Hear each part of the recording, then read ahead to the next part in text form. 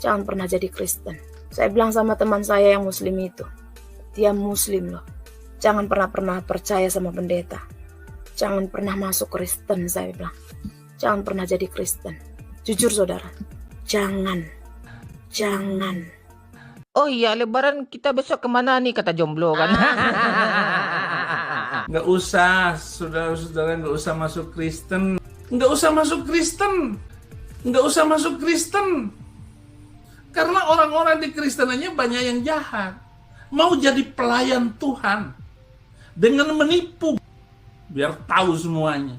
Saya nggak suka pelayan busuk. Ini sudah miring, otak saya sudah miring. Bismillahirrahmanirrahim. Karakteristik orang kafir tampak menjadi ciri khas mereka. Mereka menolak semua fakta dan data yang berasal dari Allah Subhanahu wa Ta'ala. Mereka hanya mengikuti tradisi dan adat istiadat serta kebiasaan nenek moyang mereka tanpa dalil, petunjuk, dan tanpa kitab suci. Sebagaimana firman Allah Subhanahu wa Ta'ala dalam surat Al-Maidah 104, apabila dikatakan kepada mereka, marilah mengikuti apa yang diturunkan oleh Allah dan mengikuti Rasul.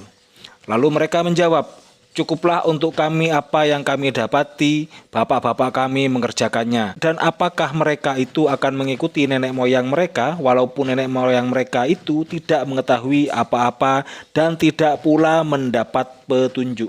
Taklid buta mereka bukan hanya dalam hal spiritual vertikal, namun juga tentang gaya hidup atau lifestyle.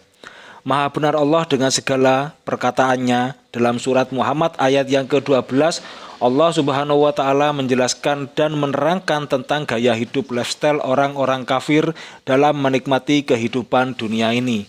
Maka kedudukan makhluk seperti ini akan sejajar bahkan di bawahnya dengan sederet para makhluk yang menjijikkan dan menghinakan.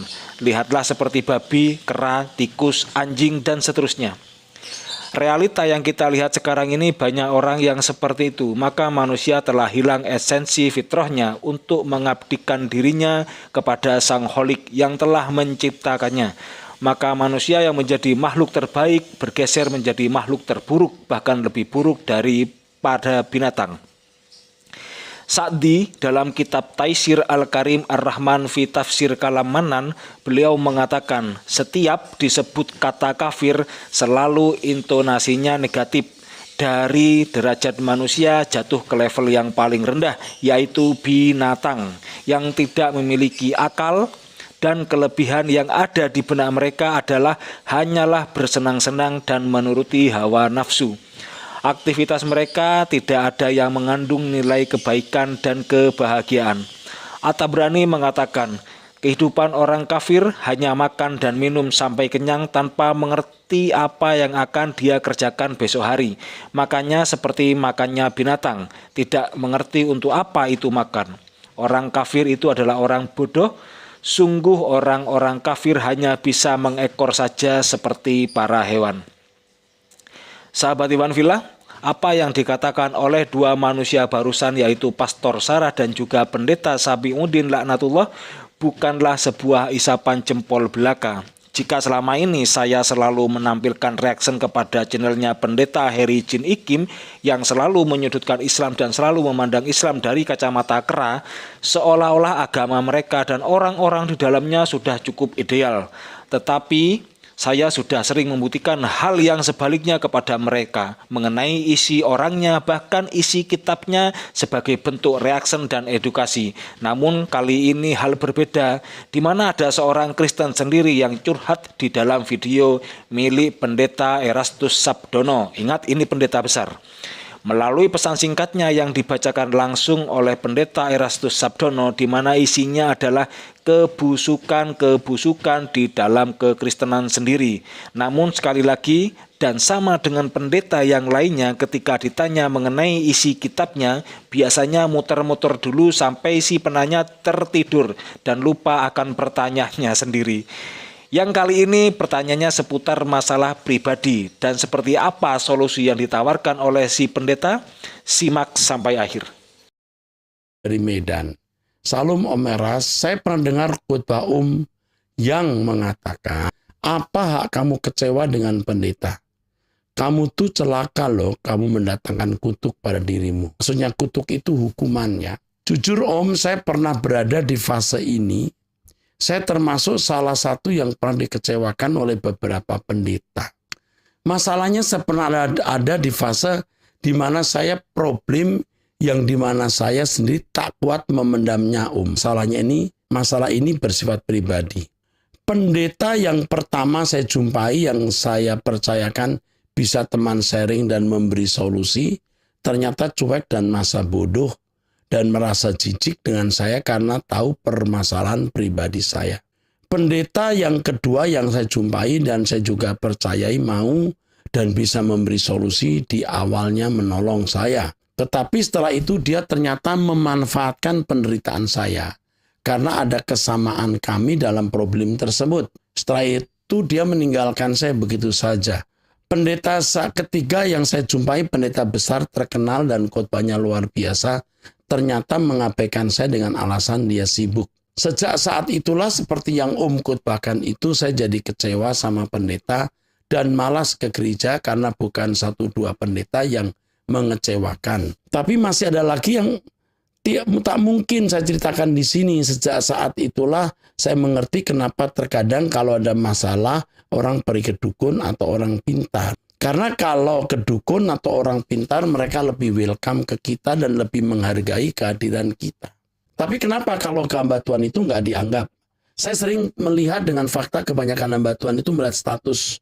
Kalau orangnya kaya dan punya jabatan, si hamba Tuhan itu sangat menghargai. Tapi kalau dia miskin, si pendeta itu masa bodoh. Makanya Om, saya termasuk orang yang sangat kecewa sekali dengan pendeta. Sudah sangat dalam kekecewaan saya dengan seorang pendeta. Kalau pendeta sudah ada, kalau pendeta saja sudah nggak kita percaya di dunia ini, terus siapa lagi Om yang bisa dipercayai? Tapi untuk pendeta yang kedua tadi yang mengecewakan saya Om, itu paling membuat amat terluka, bahkan makin membuat aku makin jatuh dalam lubang kehancuran. Jadi kamu ini pasti memiliki keadaan gender yang bermasalah.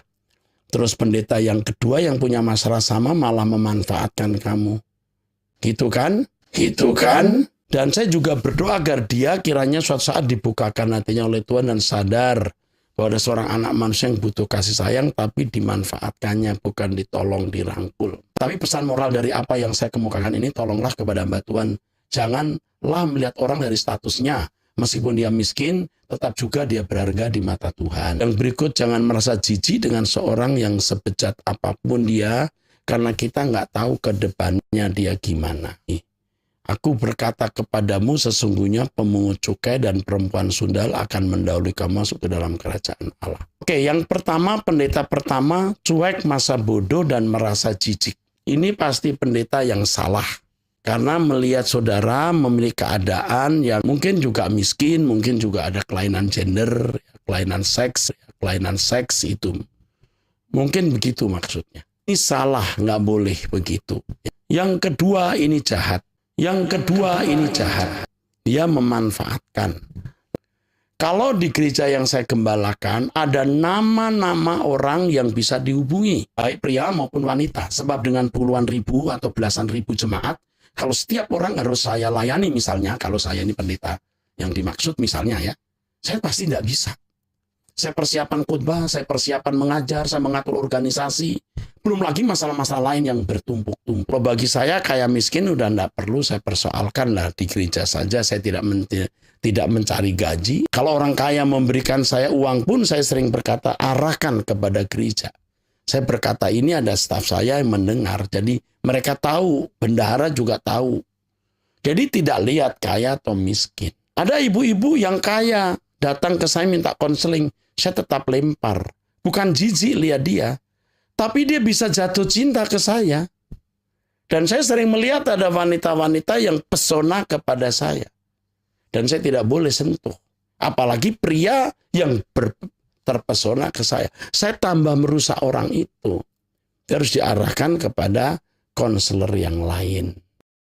Ya, itulah tadi sahabat Iwan Villa, sahabat Riasa Alip. Sepertinya ada seorang wanita dari kekristenan itu yang dari curhatannya itu dia itu dekat dengan 3 orang pendeta, ya katakanlah 2 ya, karena yang 3 itu sudah tidak memperdulikan dia. Pendeta yang pertama itu merasa jijik kepada wanita tersebut karena latar belakang kepribadiannya. Tidak tahu kepribadiannya seperti apa. Kemudian pendeta yang kedua itu justru memanfaatkan dia. Memanfaatkan yang bagaimana? Nah, kisi-kisinya tadi itu si pendeta Erastus Sabdono ini menyatakan bahwa seks ada begitunya gitu ya. Ya mungkin di arah situ sebetulnya perempuan yang orang dari Medan ini tadi dimanfaatkan pendeta di bagian itunya. Nah, ini menunjukkan bahwa sebetulnya ya mereka nggak baik-baik amat, jeblok bahkan. Ya di Kristenan itu jeblok.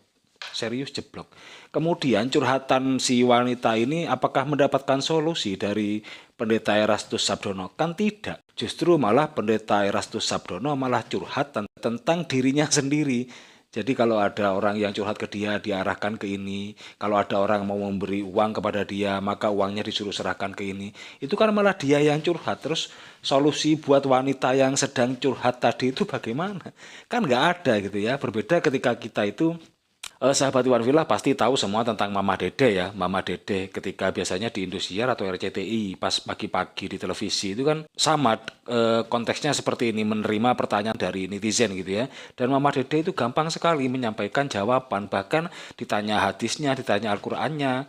Nggak perlu sampai ngeluarin nggak perlu sampai harus ditanya hadisnya. Kadang Mama Dede sudah langsung ini lo ayatnya, ini lo dalilnya, ini lo hadisnya. Mama Dede kan begitu. Lah ini tidak.